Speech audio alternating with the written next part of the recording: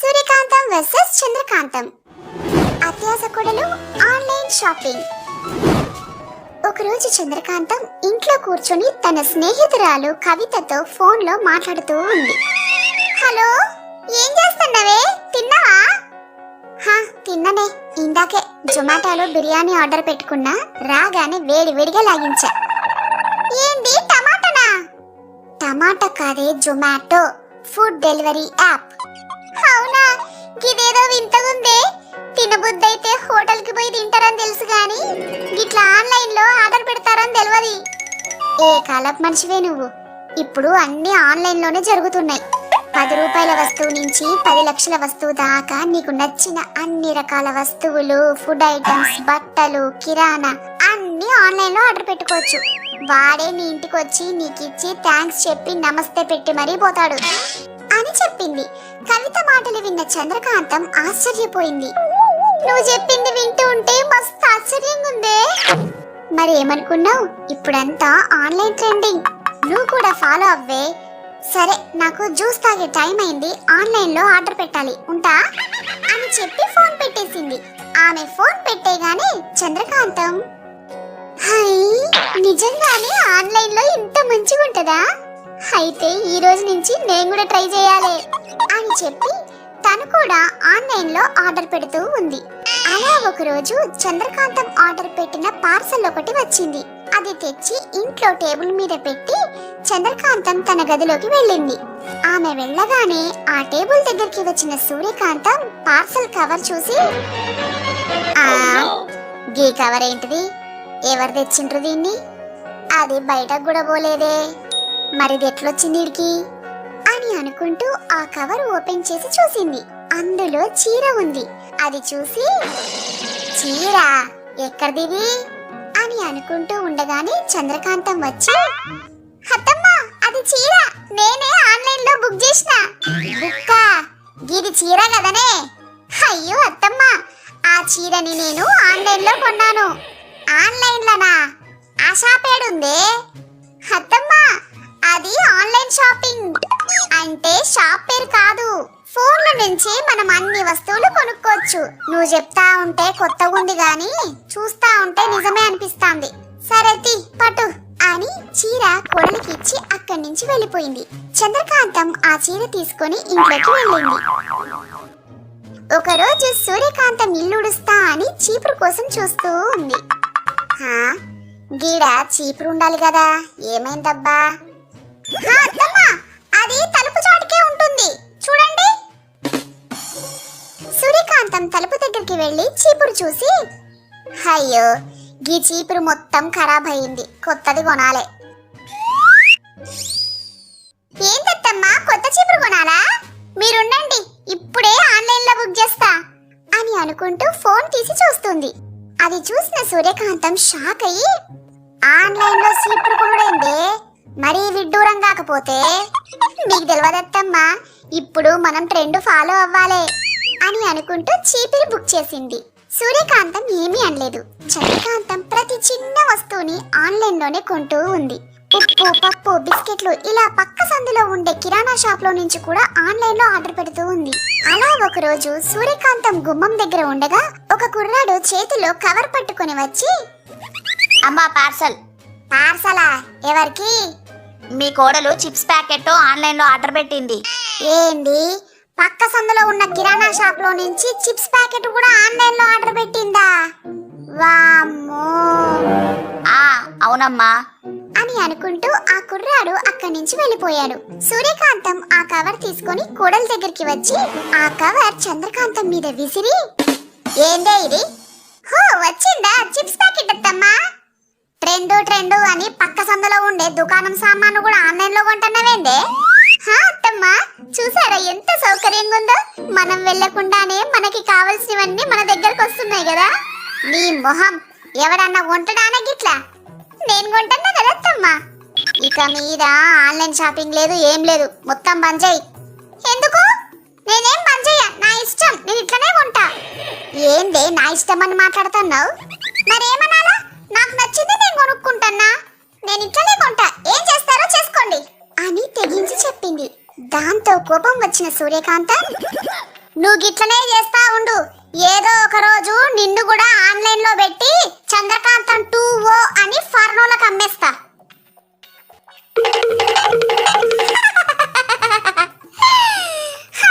మీకంత scene లేదులే. దాంతో సూర్యకాంతానికి ఇంకా కోపం వచ్చి, ఏందే నాతోనే పరాష్కాలా? చూడు, ఇక నుంచి నువ్వు ఒక్కో షాపింగ్ కి ఒక్కో ఇంచు ఎత్తు తగ్గుతావు అని అంది. దానికి చంద్రకాంతం,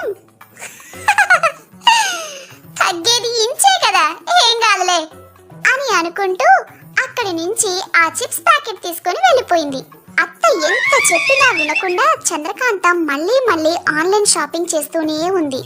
అలా చేయడం వల్ల అత్త చెప్పినట్లుగానే చంద్రకాంతం 1 ఇంచు తగ్గింది. అద్దంలో చూసుకుని, ఆ తగ్గింది 1 ఇంచే కదా, ఏం కాదులే అని అనుకుంటూ మళ్ళీ ఆన్లైన్ షాపింగ్ చేసింది. ఇప్పుడు ఇంకో ఇంచు తగ్గింది. 2 ఇంచులే కదా, ఇంకా మస్తు ఎత్తుకున్నా, ఏం కాదులే అని అనుకుంటూ ఇంకా ఇంకా ఆన్లైన్ షాపింగ్ చేస్తూనే ఉంది. చివరికి మర్రుగుజ్జులా అయిపోయింది. తనని తాను అద్దంలో చూసుకొని ఏడుస్తూ, మా అత్తమ్మ చెప్పినా వినకుండా ఆన్లైన్ షాపింగ్ అని చేసిన. 6 అడుగులు ఉండేదాన్ని, అడుగు మందమైనా లేను అని ఏడుస్తూ అత్త దగ్గరికి వచ్చి అత్త కాళ్ళ దగ్గర నిలబడి, అత్తమ్మ నీకు దండం పెడతాను, లైఫ్ లో ఇంకెప్పుడు ఆన్లైన్ షాపింగ్ చెయ్యను, ప్లీజ్ అత్తమ్మ నన్ను మళ్ళీ మామూలు మనిషిని చేయండి అత్తమ్మ ప్లీజ్. దాంతో మనసు కరిగిన సూర్యకాంతం, సరే ఈ రోజు నుంచి నేను చెప్పినట్టు చెయ్యి, వారం దినాల్లో మళ్ళీ ఎత్తుకొచ్చేస్తావు సరేనా అని ఏదో చెప్పింది. చంద్రకాంతం ఆమె చెప్పినట్టుగానే చేసి వారం కల్లా మామూలుగా అయింది. అమ్మయ్య, నా హరిగారు వేసిన పనిష్మెంట్ ని అనుభవిస్తూ చంద్రకాంతం పొద్దున్నే లేచి చీపుడుతో ఇల్లంతా ఊడుస్తోంది.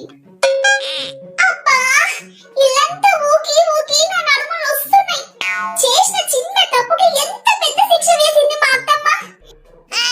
ఇది నా వల్ల అయితలే గాని ఏదో ఒకటి చేసి ఈ పని నుంచి తప్పించుకోవాలి. కోడలి పనితనం నచ్చిన సూర్యకాంతం కోడలి ఎక్కడెక్కడా సరిగ్గా చిమ్మలేదో అక్కడ మళ్ళీ చిమ్మిస్తోంది. ఇగో పిల్ల, ఏంది ఊడ్సుడు, గీడ చూడు, గాడేమో దుమ్మే పోకబాయే, మంచి చూడు. ఇలా రోజుకి 2-3 గంటల పాటు ఇల్లంతా చిమ్మిన చంద్రకాంతం అలసిపోయి విశ్రాంతి తీసుకుంటుంటే సూర్యకాంతం తనకి ఇంకా వేరే పనులు చెప్తూ ఉంటుంది. గిట్లా సోమరదాన్ లెక్క పండుకుంటే ఎట్లా? పప్పు ఎవరు రుబ్బుతారు, గా అంతెవరు తోముతారు, అన్నం ఎవరు వండుతారు, పడుకుంది జాలే గాని లే లే అంటూ లేపేసేది. ఇలా రోజు పనితో చంద్రకాంతం విసిగిపోయేది. ఇందులో నుంచి ఎలా బయటపడాలా అని ఆలోచిస్తుంటే ఒకరోజు చంద్రకాంతానికి ఒక ఐడియా వచ్చింది. వెంటనే దాన్ని అమల్లో పెట్టింది. మరుసటి రోజు ఇల్లంతా చిమ్మకుండా ఉండడం గమనించిన సూర్యకాంతం కోడల్ని పిలిచి అడిగింది, ఏంటి పిల్ల ఈ రోజు ఇంకా ఇల్లు ఊడవనే లేదు? గది గది అత్తమ్మ, చీపిరి కట్ట ఇరిగిపోయింది, అందుకే ఊగలేదు అని సమాధానం చెప్పింది. ఏంది, చీపిరి కట్ట ఇరిగిపోయిందా? సరే, ఈ పైసలు తీసుకొని కొత్త చీపురు కొనుక్కరాపో అంటూ డబ్బులిచ్చింది. చేసేది లేక కొత్త చీపురు కొనుక్కొచ్చింది చంద్రకాంతం. అత్తగారు లేని సమయం చూసి ఆ చీపిరి కట్టను కూడా విడిచేసింది. ఇలా రోజుకొక చీపిరి కట్ట విరిగిపోవడంతో సూర్యకాంతానికి అనుమానం వచ్చింది. ఒక రోజు కొత్త చీపురు కొనిచ్చి దూరంగా దాక్కుని చూస్తోంది. అత్తగారు చూడట్లేదనుకొని చంద్రకాంతం ఆ చీపురు కట్టను కూడా విరిచేసింది. ఓసిన కూడలా, గిదంటే నువ్వు రోజు చేసేది, ఉండు నీ సంగతి చెప్తా అంటూ తన పాత ట్రంకు పెట్టెలో ఉన్న మ్యాజిక్ చీపురు కట్టను తీసుకొచ్చింది. ఇదిగో పిల్ల, నిన్న ఉన్న చీపురు కట్ట కూడా ఇరిగిపోయి ఉండాలే.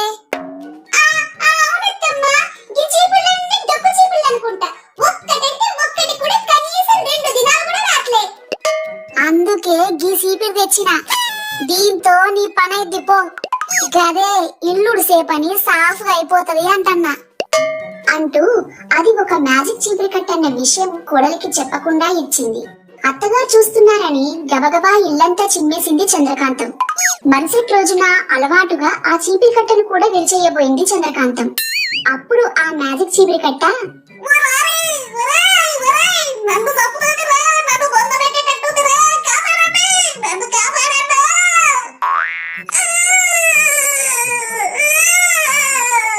అంటూ ఆ చీపిరి కట్ట పెద్దగా కేకలు పెట్టింది. అవాక్కైంది చంద్రకాంతం. తిరిగి చూస్తే తన అత్తమ్మ, మామగారు, తన భర్త అందరూ తన చుట్టూ పోగయ్యారు. అందరూ టీవీ వైపు చూశారు. టీవీ ఆఫ్ లో ఉంది. అందరూ చంద్రకాంతం వైపు చూశారు. ఇప్పుడే కరెంట్ పోయింది కదా, అందుకే టీవీ బంద్ అయి ఉంటది. అందరూ మళ్ళీ పైకి చూశారు. సీలింగ్ ఫ్యాన్ తిరుగుతూనే ఉంది.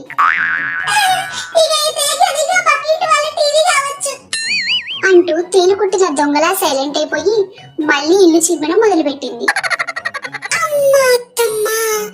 నేను రోజుకో చీపిరి విరగొడుతున్నానని నీ మ్యాజిక్ చీపిరి అంటగొడతావా? చెప్తా నీ సంగతి అనుకుంటూ ఒక మంచి అవకాశం కోసం చంద్రకాంతం వెయిట్ చేస్తుంది. ఒకరోజు సూర్యకాంతం తన కోడల్ని పిలిచి, ఇగో పిల్ల, నేను మా నాయన సెల్లెలి 3వ బిడ్డ మనవరాలి లగ్గంకి పోతన్నా. ఓ 6 దినాలు పెళ్లి పెద్దగా ఆన్నే ఉండమని కబురొచ్చింది. నేను హాయిగా పెళ్లి దావత్ తిని వాళ్ళు పెట్టే చీరలు కానుకలు తోలుకొని వస్తా. ఇల్లు జరభద్రం, ఏ రోజుకు ఆ రోజు సాఫ్ చేస్తూ ఉండు, సరేనా అంటూ వెళ్ళిపోయింది. అత్తగారు హాయిగా పెళ్లికి వెళ్తూ తనకి ఇంట్లో పనులన్నీ అప్పచెప్పడంతో ఒళ్ళు మండిపోయింది చంద్రకాంతానికి. కానీ అదే తనకి ఒక మంచి అవకాశం అనుకుంది. వారం గడిచింది. సూర్యకాంతం ఇంటికొచ్చి చూస్తే ఇల్లు మొత్తం అపరిశుభ్రంగా ఉంది. ఏందిది, ఇల్లంతా ఇంతగానో దుమ్ము పట్టుంది. అసలు ఈ పిల్ల ఇల్లు సాఫ్ చేసిందా లేదా? హాయిగా గుర్రు పెట్టి నిద్రపోతున్న చంద్రకాంతాన్ని నిద్ర లేపింది. ఏంది పిల్ల ఇది, అసలు ఇల్లు ఊడ్చినా లేదా?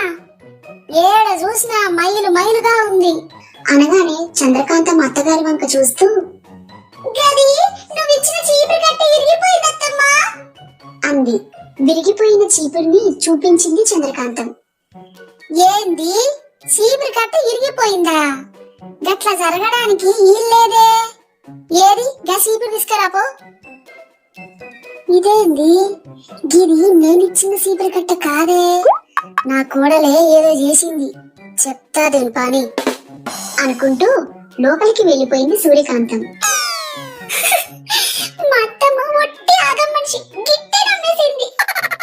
అనుకుంటూ నవ్వుకుంది చంద్రకాంతం. తన గదిలోకి వెళ్లిన సూర్యకాంతం తన ట్రంకు పెట్టెను ఓపెన్ చేసి అందులో నుంచి ఒక మ్యాజిక్ గ్లోబ్ ని బయటికి తీసింది. గిందులో చూస్తే అసలు జరిగిన కథ ఏందో తెలుస్తది అనుకుంటూ కళ్ళు మూసుకొని ఏదో మంత్రం చదివి ఆ మ్యాజిక్ గ్లోబ్ లోకి తొంగి చూసింది. అందులో చంద్రకాంతం ఆ మ్యాజిక్ చీపురిని మళ్ళీ విరిచే ప్రయత్నం చేస్తోంది. కానీ ఈసారి ఆ చీపురు వచ్చిన అరుపులకి ఆ వీధిలో వాళ్ళంతా పోగయ్యారు. మరోసారి ఆ చీపుర్ని కట్టెల పొయ్యిలో పెట్టి కాల్చేద్దామని చూసింది చంద్రకాంతం. కానీ అది అస్సలు కాలనే లేదు. ఇంకా చేసేది లేక ఆ చీపుర్ని ఊరి బయట వదిలేసి వచ్చింది. కానీ ఆశ్చర్యంగా చంద్రకాంతానికంటే ముందే ఆ చీపురు ఇల్లు చేరుకుంది. ఆ చీపుర్ని అసలు ఎలా వదిలించుకోవాలో తెలియని చంద్రకాంతానికి రోడ్డు మీద చీపుర్లు అమ్మేవాడి గొంతు వినపడింది. సీపుర్లమ్మా సీపుర్లు, నాణ్యమైన సీపుర్లు, పొడవాటి సీపుర్లు, ఎక్కువ దినాలు వచ్చే సీపుర్లు. వెంటనే చంద్రకాంతం మ్యాజిక్ చీపురుతో వాడి దగ్గరికి ప్రత్యక్షమైంది. ఇదో నా కారు నీ చీపురు కట్ట తీసుకొని జల్దీ వెళ్ళిపోయే చీపురు కట్ట ఉంటియవా అని అడిగింది. ఎవడైనా నాణ్యమైన చీపుర్లు, ఎక్కువ దినాలు వచ్చే చీపుర్లు కావాలని అడుగుతారు. గీమెవరో పిచ్చిదాని లెక్కుంది అనుకుని, అబ్బే గట్ల పాత చీపురికి కొత్త చీపురు ఇవ్వడం కుదరమ్మా. అయినా మా కాడ గసోటి నాసిరకం చీపుర్లు ఉండవు, గివి మస్తు స్ట్రాంగ్ చీపుర్లమ్మా అంటుండగా చంద్రకాంత టక్కున ఒక చీపురు తీసుకొని విరిచేసింది. ఆ చీపుర్లని గిట్ల చెక్ చేసి కూడా కొంటారా? అంతే, గది గది కొంచెం డామేజ్ ఉన్న పీస్ అయి ఉంటది అంటూ సమర్థించుకుంటుంటే, అరే ఇది మస్తు తేలిగిరిగిపోయింది, నాకు గిసోటి చీపుర్లే కావాలి వింతగా చూశాడు ఆ వ్యాపారి. ఈమె మాగం మనిషిరా బాబు. సరే ముందు గా ఇరిగిపోయిన సీపుడికి పైసలు ఇయ్యమ్మా అన్నాడు. ఇస్తాను, దానికి ఇస్తాను, ఇంకో దానికి ఇస్తాను, కానీ ముందు కదా నువ్వు నా దగ్గర ఉన్న చీపురికట్ట తీసుకోవాలి.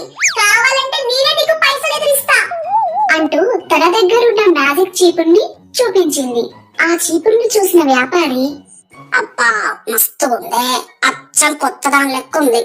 పిచ్చి మొహంది, గింత మంచి చీపురుతో పాటు పైసలు కూడా ఇస్తానంటోంది. అంటే ఏదో మతలబు ఉండే ఉంటది. కొద్దిగా మొండి చేస్తే బాగా పైసలు చేసుకోవచ్చు అనుకున్నాడు మనసులో. అబ్బే గీ మోడలు పాతదమ్మా, ఇప్పుడు ఎవ్వరు కొనట్లే అంటూ నసిగాడు. సరే తీ, ఓ 100 రూపాయలు తీసుకో. 150 రూపాయలు ఇవ్వండి, తీసుకుపోతా. లేకపోతే మీ చీపురు కట్ట మీరే ఉంచుకోండి అన్నాడు చంద్రకాంతాన్ని పరీక్షిస్తూ. ఎలాగైనా ఆ చీపుర్ని వదిలించుకోవాలని సరే అంది చంద్రకాంతం. జరిగిందంతా చూసిన సూర్యకాంతం ఆశ్చర్యపోయింది. కోడలి మీద కోపం వచ్చింది. ఎలాగైనా కోడలికి తగిన బుద్ధి చెప్పాలనుకుంది.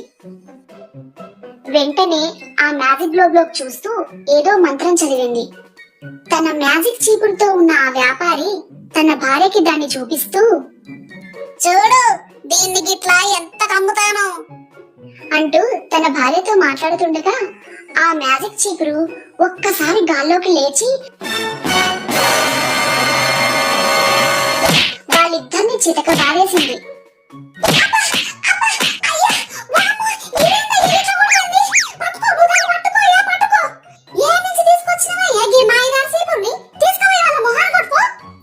అంటూ మొత్తుకుంది. ఆ మ్యాజిక్ చీపిరి ఆ వ్యాపారిని తరుముతూ ఉంటే అతను పరిగెత్తుకుంటూ రోడ్డున పడ్డాడు.